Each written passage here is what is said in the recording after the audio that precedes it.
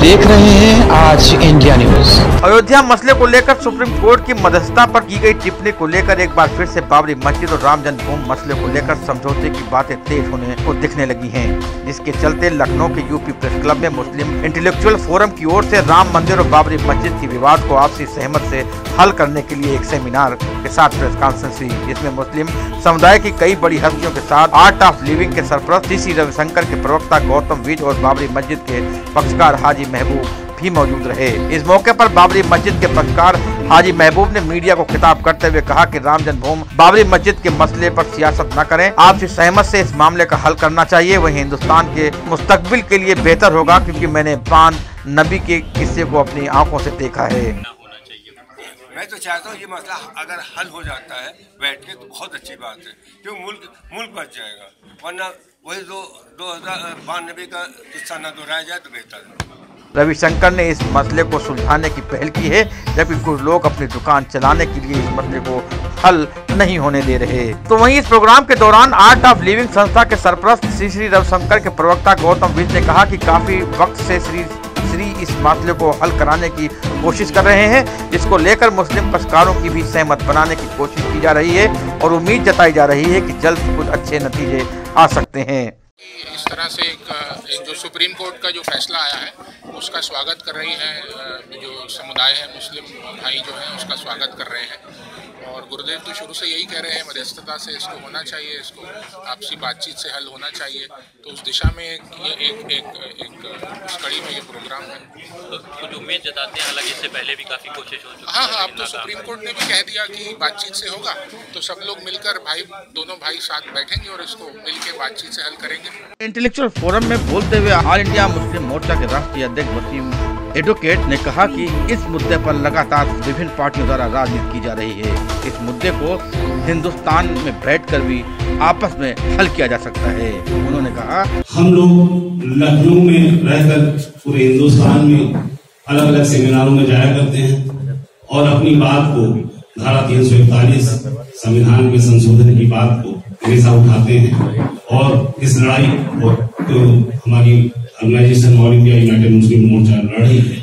लेकिन आज जो एक बहुत बड़ा इशू, ये इतिहास, हिंदुस्तान के इतिहास का इतना बड़ा इशू है, जिसमें ये देखा गया है कि ये बाबरी मस्जिद राम जन्मभूमि का विवाद उन 3 तारीखों में कैद होकर के रह गया। ये तारीख है 1949।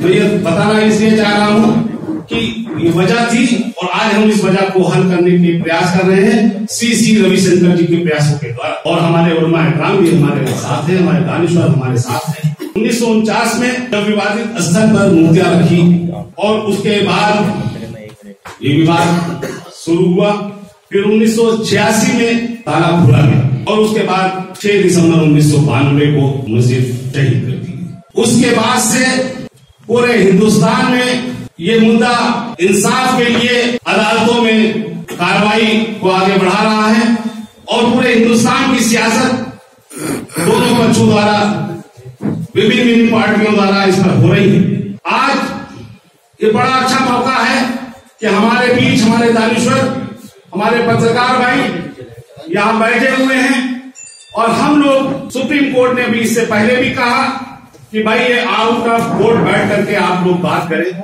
तो ये आपसी सौहार्द से ये बात तय हो सकती है।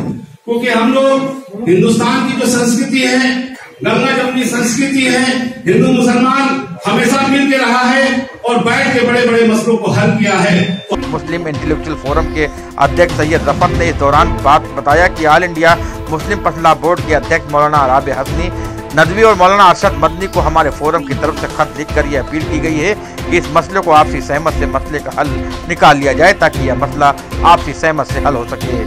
हम आपको बताते चलें, इससे पहले भी आपसी सहमत के अयोध्या मसले का हल निकालने की कई कोशिशें हो चुकी हैं, लेकिन अब तक नाकाम रही हैं। जो अभी मुल्क के हालात चल रहे हैं और जिस तरह से हमारे पड़ोसी मुल्कों से हमारी लड़ाइयाँ हो रही हैं, इस वक्त हमें हुब्बुल वतनी और एकता की बहुत ज़रूरत है। और मैं समझता हूँ कि जब एकता की ज़रूरत होती है तो घर के छोटे छोटे मुद्दों को हमें आपस में सुलझा लेना चाहिए और ये एक बहुत हाई टाइम है कि हम लोगों से कहें कि आओ बैठ करके इन मुद्दों को सुलझा लें, ताकि बाहरी ताकतें हमारे अंदर घुस करके हमें कोई दिक्कत पैदा ना कर सकें।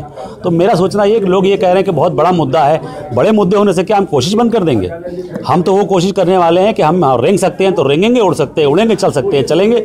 हम कोशिश अपनी जारी रखेंगे और कामयाबी मिल रही है। एक जो अपीलेंट है हमारे बीच में, महबूब साहब मौजूद हैं, उसके साथ में जस्टिस बी नकवी साहब मौजूद हैं, गौतम बीक साहब मौजूद हैं, और तमाम उलमाए कराम को हमने लेटर लिखा है, उनसे रिक्वेस्ट हम कर रहे हैं। उन्होंने मुझसे मिलने का टाइम भी मांगा है हम लोगों ने।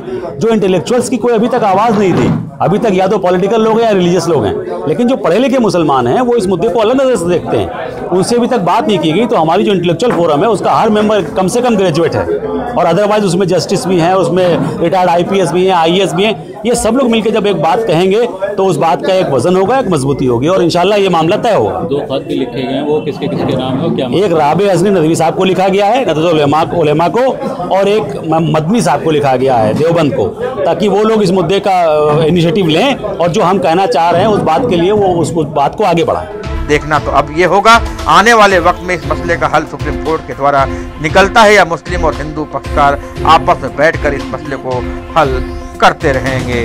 सज्जाद बाकर, ब्यूरो रिपोर्ट, लखनऊ।